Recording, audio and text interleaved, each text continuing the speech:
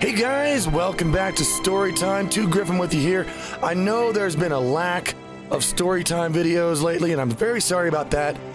For you guys who know more about my personal life right now, you know that there's a lot of things I'm dealing with, and the Storytime videos have been one of the things that have been suffering from my lack of being able to do more right now. But don't worry, the series isn't going anywhere. It's not being stopped or anything. It's just there may be some gaps in it here and there.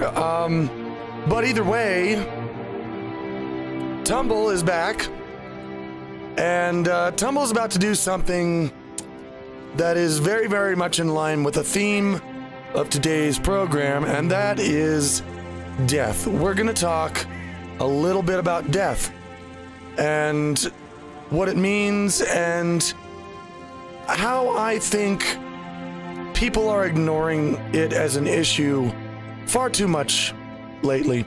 I'll tell you a couple of stories about that. But right now, Tumble is about to do something he's never done before. It's something very bad. He knows it's bad. I know it's bad. And it's actually really going, believe it or not, it's going to make me sad to do this. But the fact is, Tumble needs furniture. And he found this high lottie village with all the furniture he needs.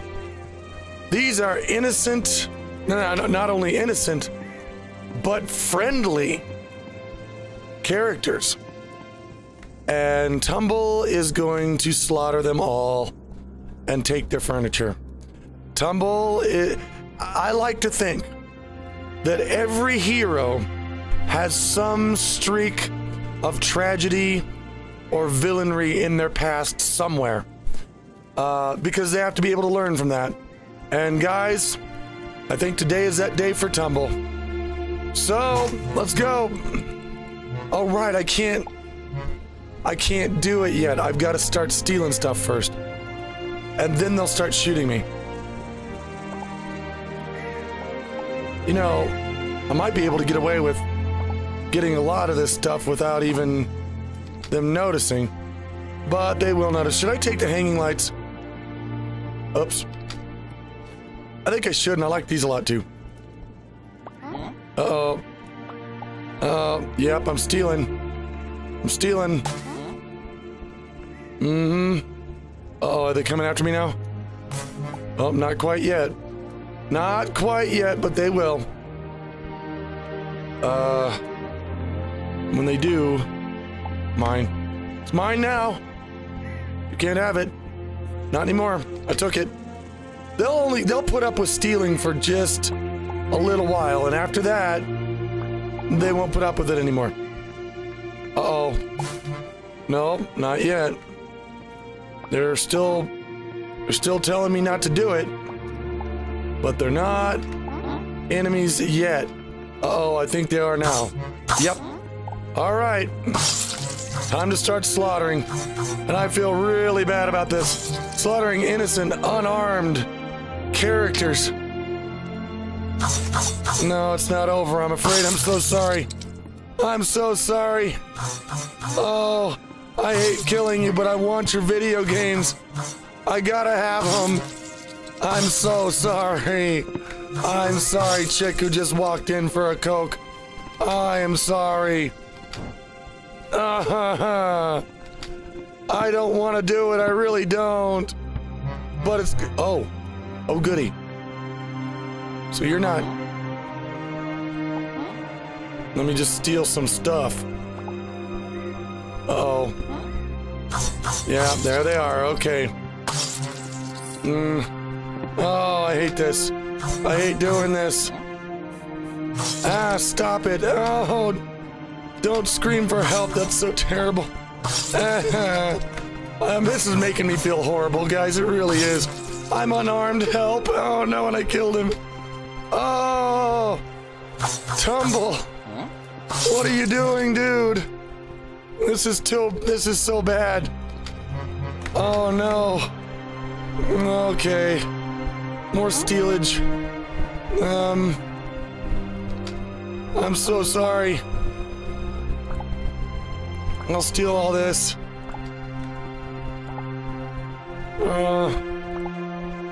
I'm gonna steal this too. I'm gonna steal a chair. The guards never... Uh-oh. Yeah, they saw me now. Okay. Whoops, don't you dare. Oh, God. I think there's still some more left. I gotta go back in here. Alright. God, this is making me feel terrible. Come back here. Come here. I am so sorry. Oh. Just remember, it's just a game. It's just a game, too. It's just a game. This is starting to freak me out a little bit. Oh, it's just a game. It's just a game. Oh. So, something interesting happened when I was a kid. Sesame Street. I loved Sesame Street. I was raised with it. Oh. And... Hang on. Can I shoot you? Why is that not... Oh. Never mind. I was thinking that was a different gun. I watched Sesame Street when I was growing up. Because... You know, most kids did when I... You know, they were my age. It was, you know, a very wholesome, healthy, educational program for, you know, young kids, toddlers, and things like that. And it was a kind of a thing, I don't know if you've ever seen Sesame Street, where they teach kids, you know, not only about, you know, just how to spell and how to count and all that, but they also teach them, like, moral lessons, or at least they used to. Not so much anymore. And there was one episode, the actor in the show who played a man called Mr. Hooper.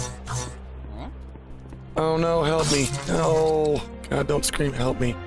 That makes me feel so terrible.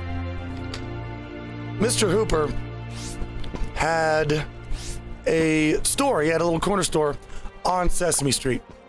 And he sold all kinds of things. He had a little deli there that he sold sandwiches out of, and everybody loved him, and he was a regular character on the show. Well, he was an older guy. The actor was. And at some point, the actor who played Mr. Hooper died. And it was a sad thing for, you know, anybody who watched the show. But the way they chose to handle this, you know, you see people die in shows a lot, or not in shows, actors will die. And then to cover it up, they'll get somebody to replace them that looks kind of like them, you know, and we go along with it. We understand that the actor died and now there's somebody else taking over the character, and we're like, well, that's a bummer, but, you know, we understand that somebody's got to take over the character, so okay. Well, they didn't do that on Sesame Street. When the actor who played Mr. Hooper died, the way they handled it in the show was just to say, Mr. Hooper died. What happened to him? He died. And one particular episode, and I won't forget it, is an episode where Big Bird is there. Uh-oh, am I full? Please don't tell me I'm full, because I still have a lot of things. Oh no. I still got a lot of things I gotta get. Let me see here. Oh shit. I am just jam-packed with stuff. Okay, tell you what. Here's what we're gonna do. I'm gonna keep collecting the things that we already have because they'll just stack, like beds and such. And we'll come back for the other stuff. So, here's everybody on Sesame Street. They're gathered around. And Big Bird comes up And he's got pictures for everybody. He drew everybody's faces. The faces of all his friends. And he handed them out as they're sitting there. And he drew a picture of Mr. Hooper. And Big Bird goes on to say that, yeah, he'll give it to Mr. Hooper when he gets back. And it was so, I think, necessary on a children's show to do this. And this is something they would never, ever, ever, ever do now.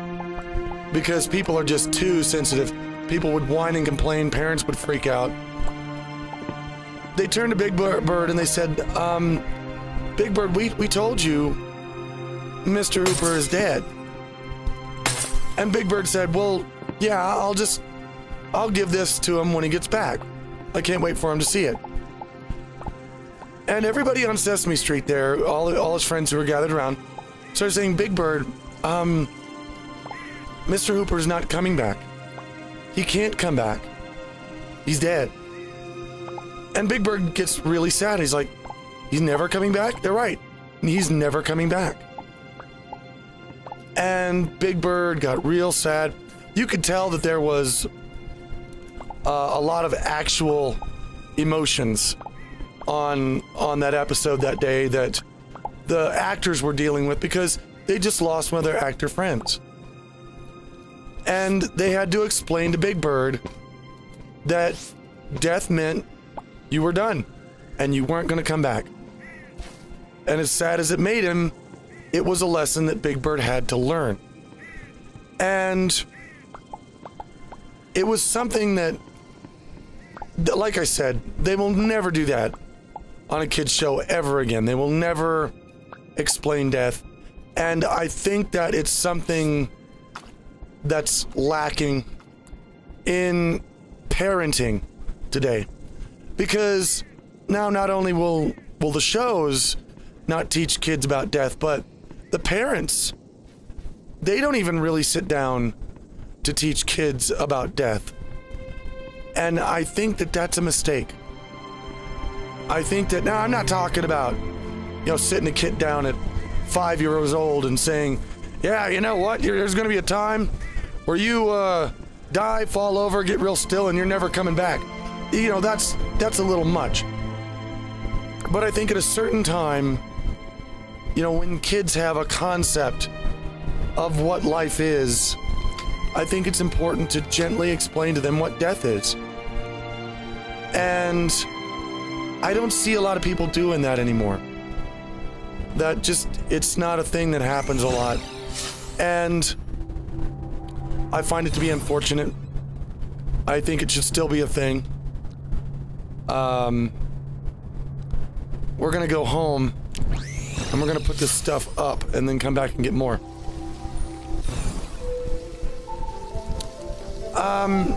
My mother, when I was both, and this was both my mother and father, they decided on this jointly.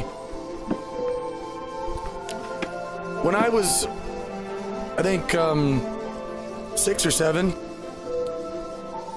a friend of, I think it was like a cousin of one of the church members of our church, committed suicide. Sorry for the gory details here, but he turned a shotgun on himself and blew his face off. And my mom and dad thought it was kind of time for me to start, recognizing what death was. Unfortunately, volunteers had to go and clean up the house because, as you can imagine, a thing like that will leave a pretty nasty mess. And my mother brought me along. She brought me along to actually help clean up. Now, at the time, I wasn't entirely sure. So I think I was 7. Wasn't entirely sure the nature of this whole thing. But it was an experience that I won't forget. I still remember the smell. There was a very, very unique smell. It was kind of, I guess, this kind of alkaline smell. Fuck you. And I remember finding teeth sort of buried in the wall a little, along with pieces of bones and, you know, things that were just sort of scattered everywhere through about it spanned about 3 rooms, the mess did. And I helped my mother and some other volunteers clean it up and wipe it down. When I was, I believe it was 11, my mom decided, and I don't know, this may sound odd, but in the time that I'm from, this was a thing that everyone just did. Every parent did, well, almost every parent, I'm sure not all of them did, but most parents did this. It was something that people just had to go through, just like, you know, facing their first bully, and, you know, it was kind of a rite of passage. My mother decided, okay, and her father did this to her when she was about the same age. She decided, all right, it's time for you to see a dead body.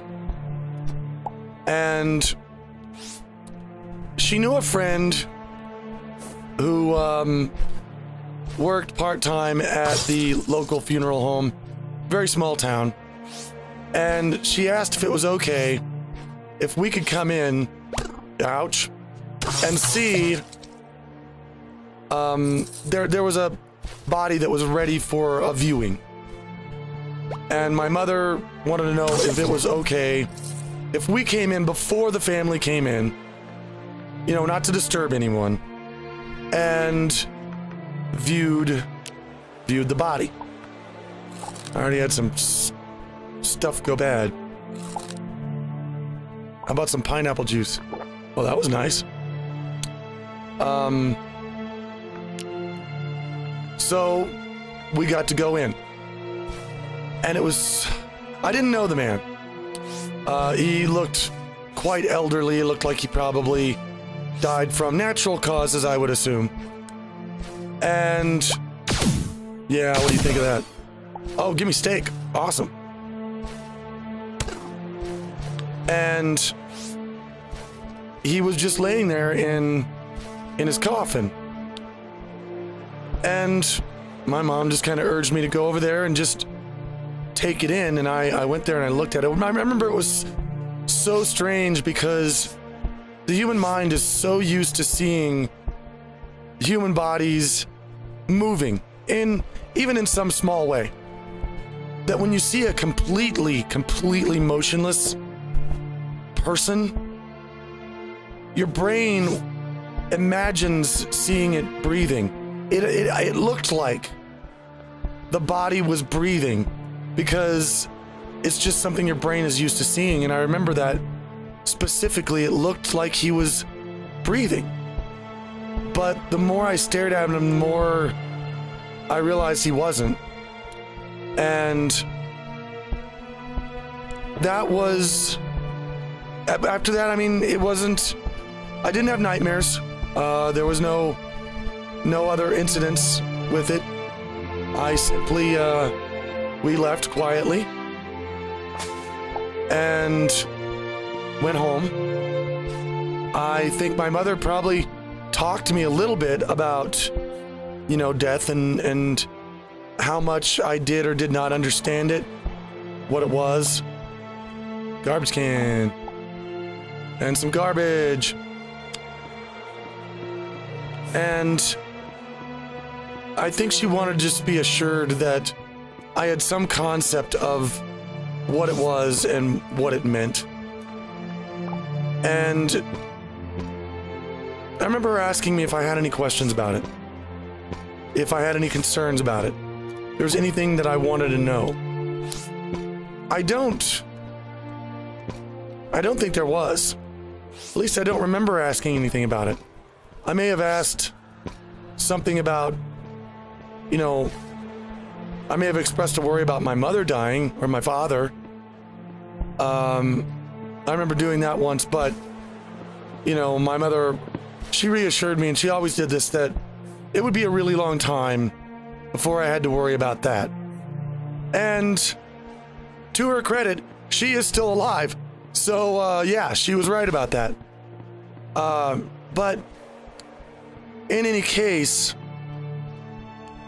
I know it's not the happiest subject. Sometimes, you know, in story time, we will bring up subjects that aren't necessarily the most chipper, happy things you can talk about, because sometimes significant and important stories aren't always happy.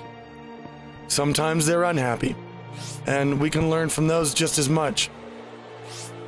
I'm gonna go up here and get this sign, because I want it.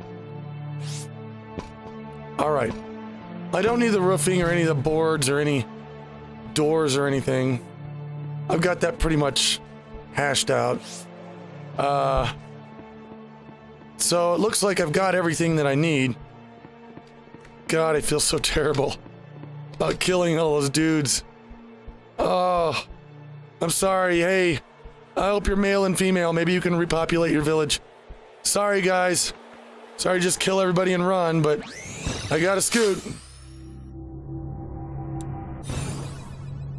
So, I would just recommend, I mean, I'm not saying that the way that I was raised was the very best of all possible ways to be raised, but I do think that there's a lot of things that I was raised with that a lot of kids now are missing. They don't have the benefits of, and if you do have kids, I would definitely recommend at some point, when you feel it's right, to let them know about death, to educate them about it, now, of course, they're not gonna like it. It may scare them. But the fact is that reality is scary sometimes. That is no reason to keep it from children, because sometimes there are frightening things out there. And that's just a fact.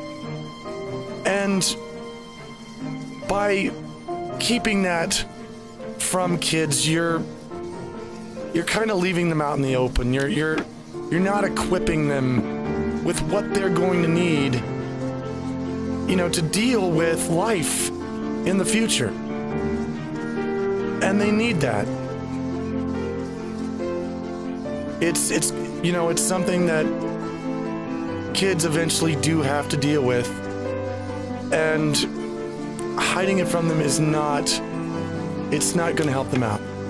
It's going to create, you know, someone that you let loose when they're 18, and they're going to wander into this world that's filled with terrors and horrors that they never could have imagined, and it's all going to come crashing down on them there.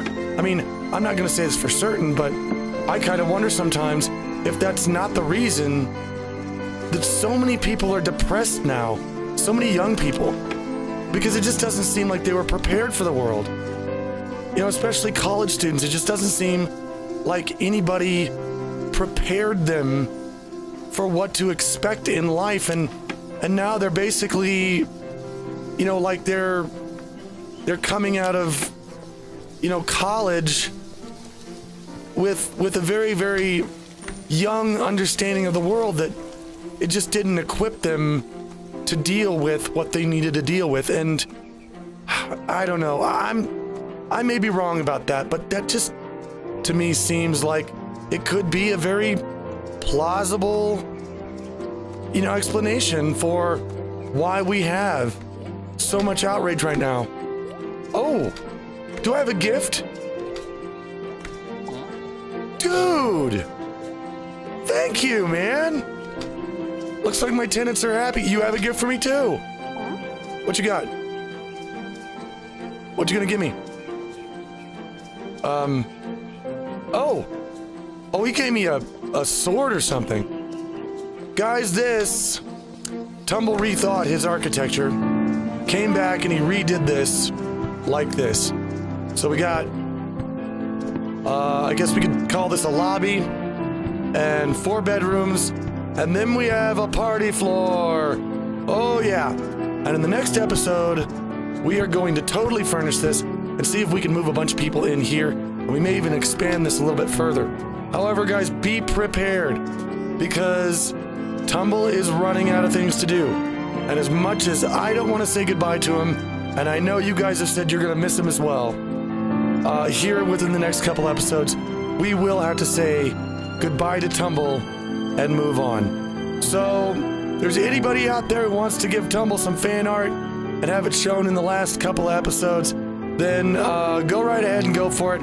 Some of you asked for that. And yeah, absolutely, you're welcome to make art for Tumble. And yeah, I will show it too. So guys, hope today wasn't too much of a downer. I promise you, since today's story time was a bit on the bummer side, next time I'll make sure to tell a happy story because I do have plenty of those as well. And I would love to tell you some of those also. Let's eat a chocolate. Yeah. And let's drink some pineapple juice because I love pineapple juice. Even in real life, I love pineapple juice. Nah, stop going up there. All right. So we're gonna beam back home because we're lazy. And we're gonna see Tumble here at the end of his day. And he's gonna chill out and relax. Guys, thank you for joining me today for this story time. And until next time, take care.